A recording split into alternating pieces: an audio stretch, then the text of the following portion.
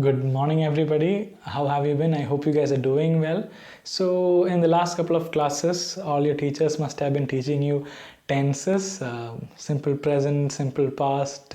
So, I'm also here to teach you another tense today, which is simple future. Simple future. So, this word future must be very familiar to you, and because that word is familiar to you, it must be very easy for you to understand also why actually we use this tense simple future. That is, we use the tense simple future to refer to things that are going to happen in future, things that have not taken place in the past, things that are not happening in the present, but things that will take place in the future. Just think of this, okay? I went there yesterday. That happened in the past. I am writing.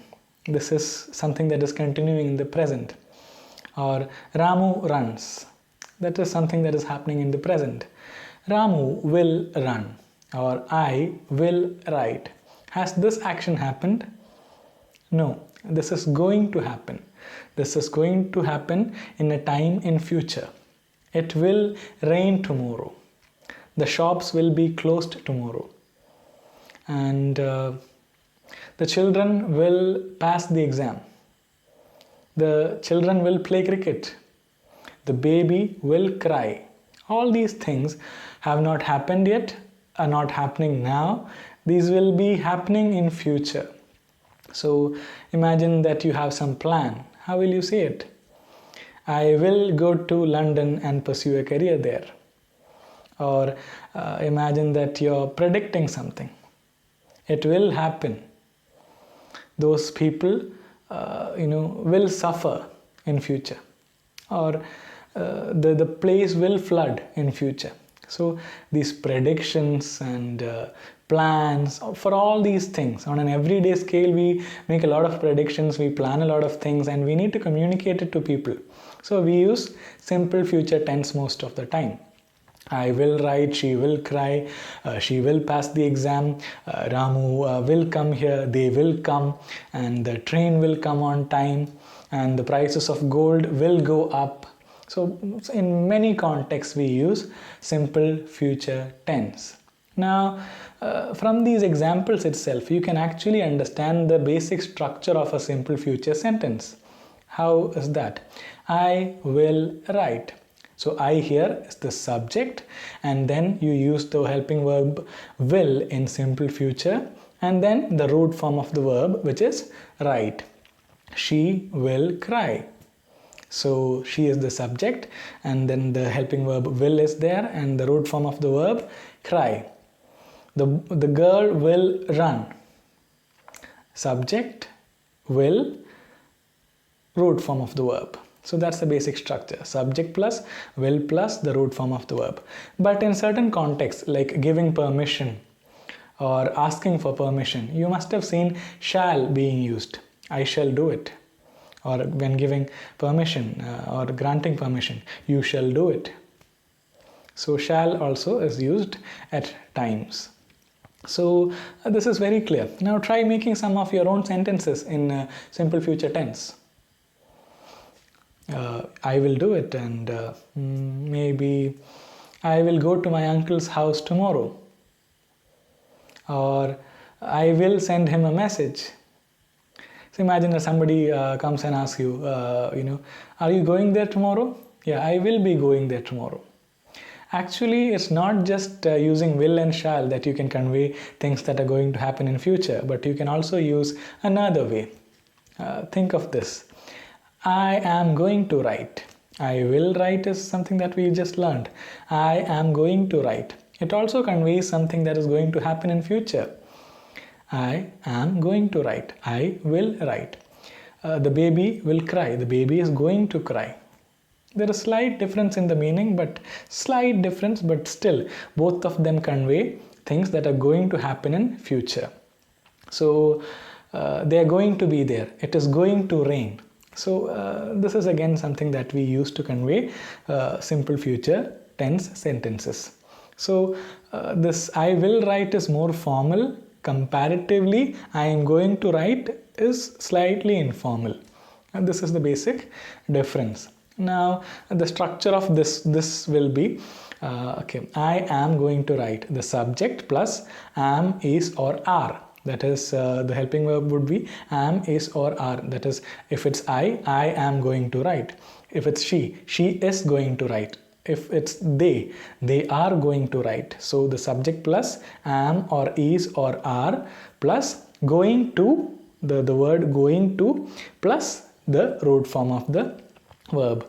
The baby is going to see the carnival. The subject is there, and is, am or are plus going to plus the root form of the verb. I hope this is very clear. I am going to do it. I will do it. They are going to play football. They will play football. Or this is going to be a wonderful year. This will be a wonderful year. I hope these examples are clear. Now we will move on further. Now it's not just plain sentences that we need to make in any tense, is it? At times we need to make negative sentences also. That is, we have to say no to things. So what will we do to say no, or make negative sentences in simple future? I will not do it. She will not cry. They will not come. So what have I done? I just added not in between will and the root form of the verb. That is, the baby will not cry. The baby will cry becomes the baby will not cry. There is a not between will and the root form of the verb. I shall not do it. I shall not do it. So there is a not between the helping verb shall and the root form of the verb. I hope this is very easy to make negative sentences out of in simple future tense. Further, how do you make a question in a simple future tense? I'll try asking one question. Will you do it? Will they come? Or shall I do it? Will it rain tomorrow? So how did I make a question? So there is will or shall in the beginning, and then the subject, and then the root form of the verb followed by a question mark. So will the boy cry?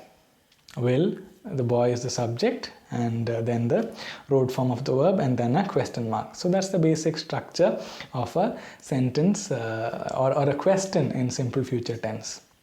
So will it rain tomorrow? Will there be classes tomorrow? So shall we go? Again, these are questions in simple future tense. I hope this is very easy. Simple future is a very easy a tense to learn. There are not that much complications. Okay. So I hope these concepts are clear, and what I want you to do is, as long as you don't practice writing some sentences, you will not remember these. You will easily forget these. So go to the comments box and write not very simple easy sentences, just like the examples that I gave you, like I will write, she will cry, but rather very creative sentences, like if I write the exam well, I will pass. Or if I work really hard, I will get the project. If it rains badly tomorrow, I will not be able to play. Or because of his health issues, he will not be able to attend the meeting. So these are compound sentences that actually use simple future. So similarly, make beautiful sentences, creative sentences in simple future using the simple future tense, and then try making a negative sentence out of that sentence that you made. So try writing one simple future sentence, and then make a negative sentence out of it, and then make a question out of it.